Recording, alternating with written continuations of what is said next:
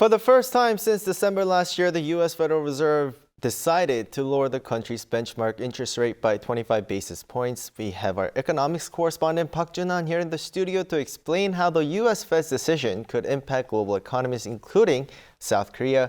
Welcome, Jun-han. Great to be back, Doyeon. So, Jun-han, just a day after U.S. announced its interest rate cut, stock markets in South Korea and Japan hit record highs. What's the driving factor for this? That's right, Doyeon. So global stocks either rebounded or set new record highs following the Fed's plan for long-term interest rate cuts. U.S. stock indexes such as the S&P 500 and Nasdaq dipped slightly on Wednesday ahead of the interest rate decision, but recovered most of their losses after the announcement. Asian stocks rose to an all-time highs the following day as investors viewed the Fed's stance positively, with expectations outweighing concerns over an economic slowdown. South Korea's Kospi gained 1.4% to break another high at over 3,460 points, led by semiconductor stocks. Japan's Nikkei 225 also claimed another record as it climbed to over 45,300 at the market's close, boosted by export-related shares' strong performances. A professor of business explained that the rise in Asian stocks was driven by funds previously concentrated in the U.S. due to high interest rates, shifting to countries like Korea and Japan with relatively lower rates. Let's take a listen. The likelihood of capital flowing into South Korea has increased as funds that were previously concentrated in the U.S. shift direction. From Korea's perspective, this should now provide a boost in stock prices. Furthermore, if the U.S. continues to lower interest rates to stimulate its economy, Korea should recognize that this could also improve exports, not just in terms of capital flows, but in the flow of physical goods. So, the world's largest economy, the U.S., has declared it will enter a rate-cutting cycle. How might this action influence the policy direction of the global economy? Can South Korea benefit from this? That's right, Doyeon. So U.S. monetary policy significantly affects not only its own economy, but also those of other countries. The day the U.S. Federal Reserve announced the rate cut, it also proposed its long-term median federal funds target.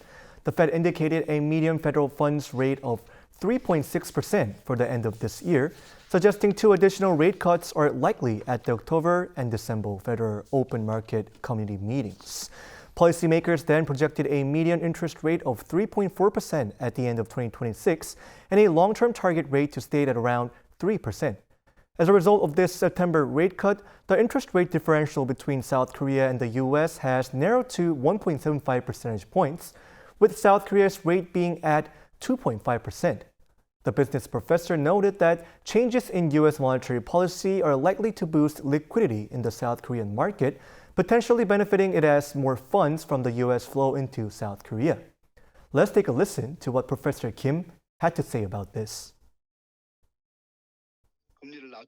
If lowering interest rates strengthens the U.S. economy, global liquidity is likely to improve. As U.S. rates decline and the interest rate gap with South Korea narrows, South Korea's financial market, and the same applies to Europe, becomes more attractive to investors. While overall liquidity may remain stable, the portion previously concentrated in the U.S. could shift toward other markets, potentially boosting overseas investment.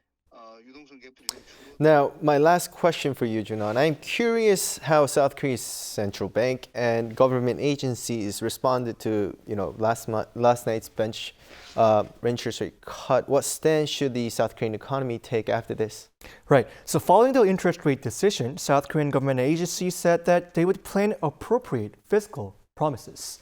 So an economics professor noted that the U.S. Fed's rate cuts have given South Korea's central bank and government greater flexibility to pursue fiscal policies. Let's take a listen.